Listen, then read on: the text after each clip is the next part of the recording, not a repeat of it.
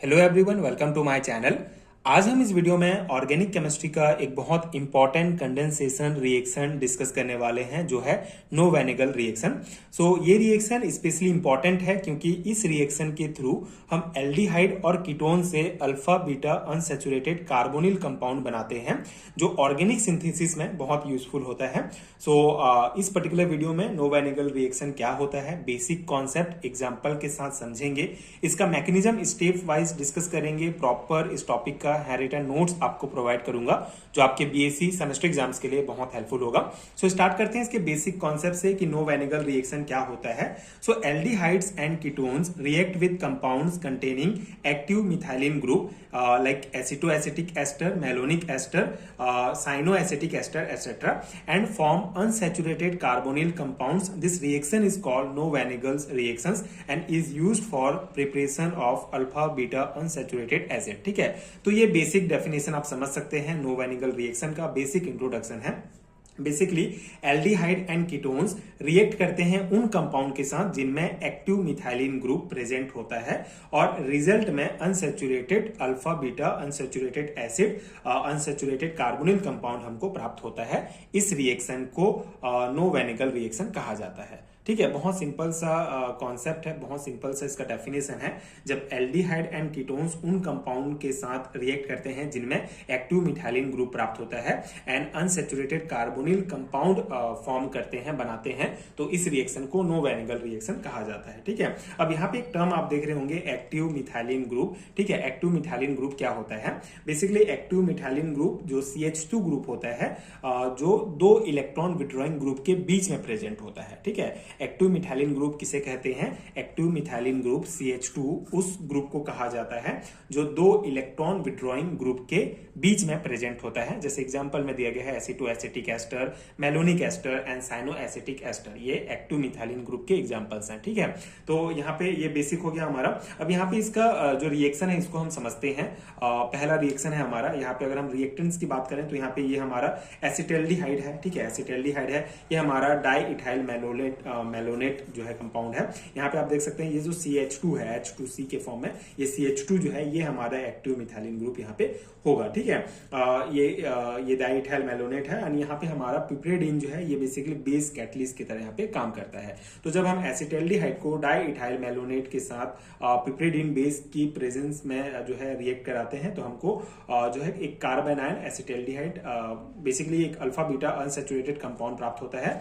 फिर इसका हाइड्रोलाइसिस होगा एंड हमको क्रोटेनिक एसिड प्राप्त होता है। ठीक है, ये सिंपल सा रिएक्शन है। इसके मैकेनिज्म को हम थोड़ा सा डिटेल में समझ लेते हैं, बाकी आगे हम इसका डिटेल मैकेनिज्म डिस्कस करेंगे।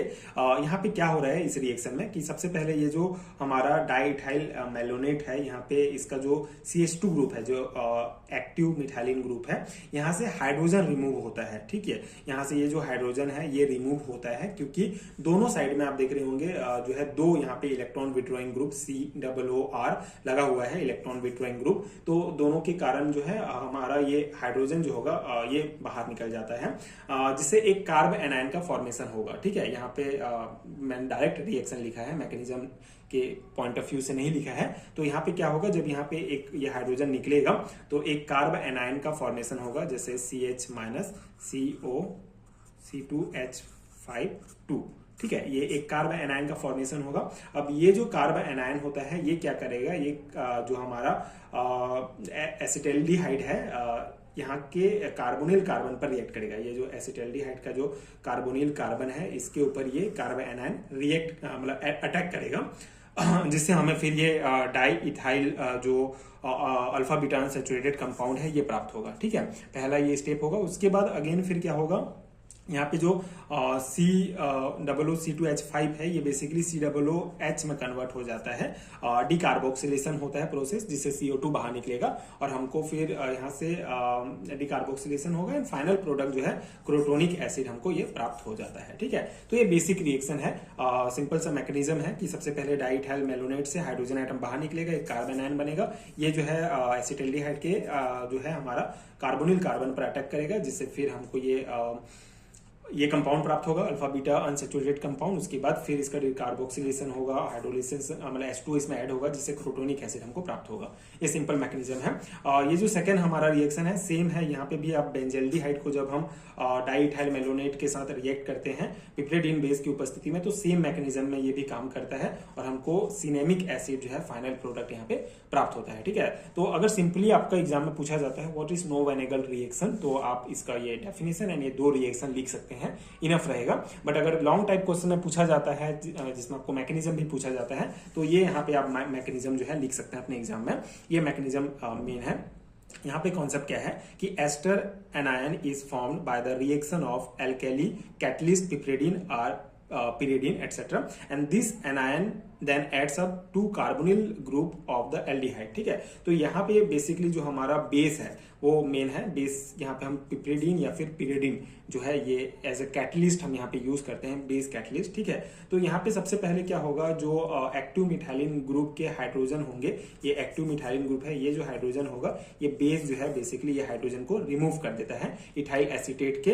इथाइल एसीटेट में जो एक्टिव मिथाइलिन ग्रुप का हाइड्रोजन होगा उसको ये बेस जो है निकाल देता है। ठीक है, जिससे हमारा जो है ये कंपाउंड हमको प्राप्त हो जाएगा। ये बेसिकली एक कार्ब एनायन है, तो ये कार्ब एनायन का फॉर्मेशन होगा। ठीक है, पहला स्टेप में यही होगा। इथाइल एसीटेट जो हमारा क्या है एक्टिव मिथाइलिन ग्रुप है बेसिकली, उसमें से हाइड्रोजन आइटम जो है बेस निकालेगा जिससे हमको एक कार्ब एनायन प्राप्त होगा। अब ये जो कार्ब एनायन हमको कंपाउंड मिला हुआ है ये क्या करेगा, जो हमारा ये बेसिकली ये कार्बन आयन बहुत स्टेबल होता है क्योंकि इसके इलेक्ट्रॉन विड्रॉइंग ग्रुप जो होंगे वो चार्ज को, ये 2 इलेक्ट्रॉन विड्रॉइंग ग्रुप हैं जो चार्ज को क्या करते हैं इसके स्टेबल करते हैं, इसलिए ये एक बहुत स्टेबल कंपाउंड होता है। अब ये कार्बन एनायन यहाँ पे आप देख रहे होंगे, ये कार्बन एनायन जो है ये एल्डिहाइड के कार्बोनिल कार्बन पर अटैक करेगा। ठीक है, ये कार्बन एनायन क्या करेगा, ये एल्डिहाइड के कार्बोनिल कार्बन पर अटैक करता है।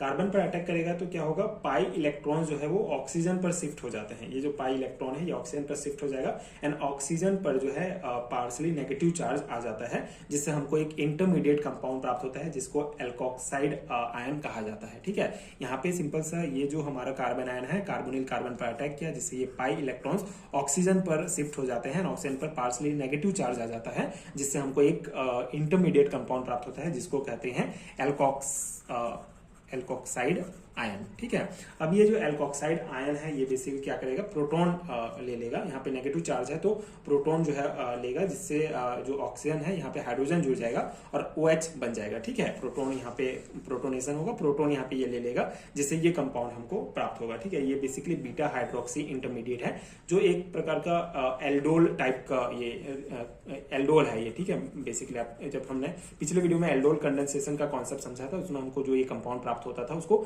एल्डोल कहा जाता था। तो यहाँ पे भी हमको एक बीटा हाइड्रोक्सी इंटरमीडिएट प्राप्त होता है, एल्डोल टाइप का एक कंपाउंड प्राप्त होता है, इसलिए इसको भी एल्डोल कंडेंसेशन रिएक्शंस का ही एग्जांपल माना जाता है। ठीक है, तो ये एल्डोल प्राप्त हो। अब इसके बाद क्या होगा, H2O जो है वो एलिमिनेट हो जाता है, ये OH और ये H जो है ये H2O के फॉर्म में बाहर निकल जाते हैं जिससे फिर हमको ये अल्फा बीटा अनसेचुरेटेड कंपाउंड प्राप्त हो जाता है जो हमारा फाइनल प्रोडक्ट होता है। ठीक है, तो इस मैकेनिज्म में ये हमारा नो वेनेगल रिएक्शन काम करता है। सिंपल सा मैकेनिज्म है, आई होप आपको समझ में आ गया होगा। तो ये हमारा basic concept and detail notes है नो वेनेगल रिएक्शन का, जो आपका एल्डिहाइड एंड कीटोन चैप्टर का एक बहुत इंपॉर्टेंट टॉपिक है, एक इंपॉर्टेंट कॉन्सेप्ट है।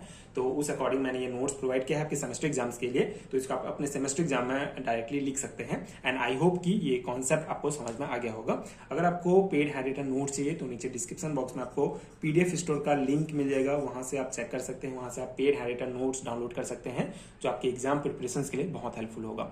एंड आगे की वीडियोस देखने के लिए आप चैनल के साथ जुड़े रहिए। Thank you so much for watching.